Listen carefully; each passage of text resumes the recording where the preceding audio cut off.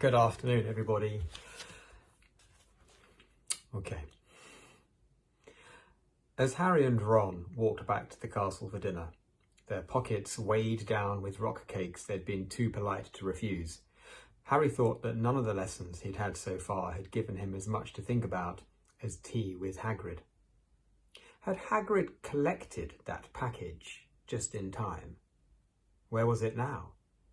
And did Hagrid know something about Snape that he didn't want to tell Harry? Chapter 9. The Midnight Duel.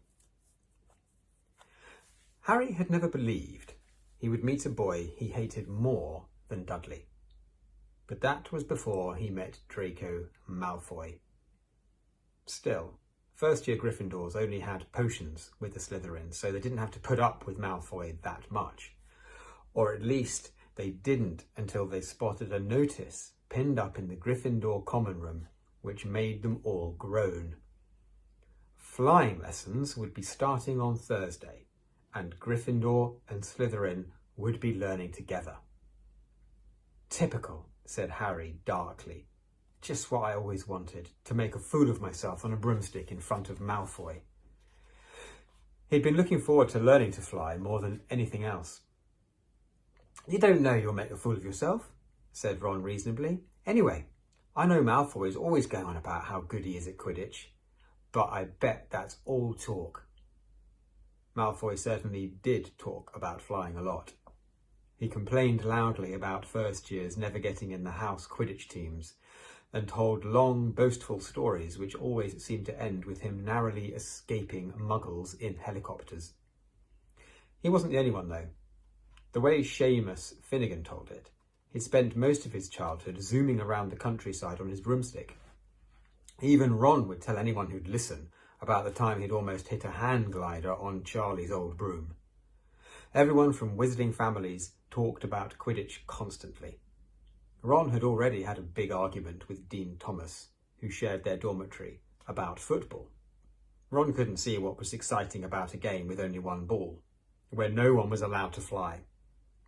Harry had caught Ron prodding Dean's poster of West Ham football team, trying to make the players move.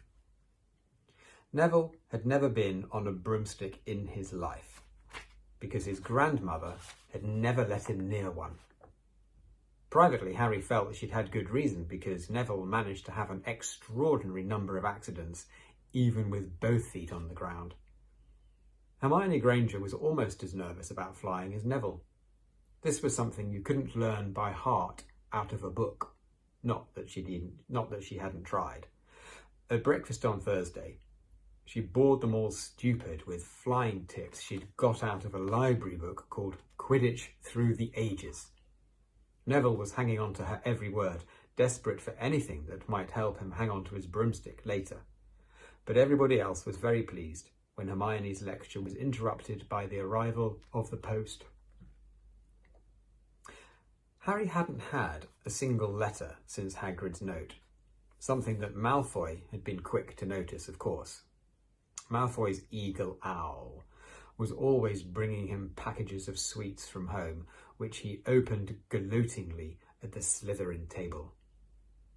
A barn owl brought Neville a small package from his grandmother. He opened it excitedly and showed them a glass ball the size of a large marble, which seemed to be full of white smoke. It's a Remembrall, he explained. Gran knows I forget things. This tells you if there's something you've forgotten to do. Look, you hold it tight like this, and if it turns red... Oh, his face fell because the Remembrall had suddenly glowed scarlet. If it turns red, you've forgotten something. Neville was trying to remember what he'd forgotten when Draco Malfoy, who was passing the Gryffindor table, snatched the Remembrall out of his hand. Harry and Ron jumped to their feet. They were half hoping for a reason to fight Malfoy, but Professor McGonagall, who could spot trouble quicker than any teacher in the school, was there in a flash. What's going on? Malfoy's got my Remembrall, Professor. Scowling, Malfoy quickly dropped the Remembrall back on the table. Just looking, he said, and he sloped away with Crabbe and Goyle behind him. At 3:30 that afternoon, Harry, Ron and the other Gryffindors hurried down the steps into the grounds for their first flying lesson. It was a clear, breezy day, and the grass rippled under their feet as they marched down the sloping lawns towards a smooth lawn on the opposite side of the grounds to the Forbidden Forest, whose trees were swaying darkly in the distance. The Slytherins were already there, and so were 20 broomsticks lying in neat lines on the ground. Harry had heard Fred and George Weasley complain about the school brooms, saying that some of them started to vibrate if you flew too high, or always flew slightly to the left. Their teacher, Madame Hooch, arrived. She had short grey hair and yellow eyes like a hawk. "Well, what are you all waiting for?" she barked. "Everyone stand by a broomstick. Come on, hurry up." Harry glanced down at his broom. It was old, and some of the twigs stuck out at odd angles. "Stick out your right hand over your broom," called Madame Hooch at the front, "and say up." "Up!" everyone shouted. Harry's broom jumped into his hand at once, but it was one of the few that did. Hermione's had simply rolled over on the ground, and Neville's hadn't moved at all. Perhaps brooms, like horses, could tell when you were afraid, thought Harry. There was a quaver in Neville's voice that said only too clearly that he wanted to keep his feet on the ground. Madame Hooch then showed them how to mount their brooms without sliding off the end, and walked up and down the rows, collecting their grips. Harry and Ron were delighted when she told Malfoy he'd been doing it wrong for years. "Now, when I blow my whistle, you kick off from the ground hard," said Madame Hooch.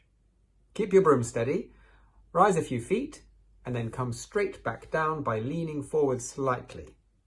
On my whistle. 3, 2... But Neville, nervous and jumpy and frightened of being left on the ground, pushed off hard before the whistle had touched Madame Hooch's lips.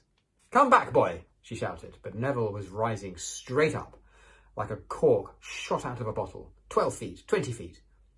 Harry saw his scared white face look down at the ground, falling away, saw him gasp, slip sideways off the broom, and wham! A thud and a nasty crack, and Neville lay face down on the grass in a heap. His broomstick was still rising higher and higher, and started to drift lazily towards the Forbidden Forest and out of sight. Madame Hooch was bending over Neville, her face as white as his. "Broken wrist," Harry heard her mutter. "Come on, boy. It's all right. Up you get." She turned to the rest of the class. "None of you is to move while I take this boy to the hospital wing. You leave those brooms where they are, or you'll be out of Hogwarts before you can say Quidditch. Right. Come on, dear."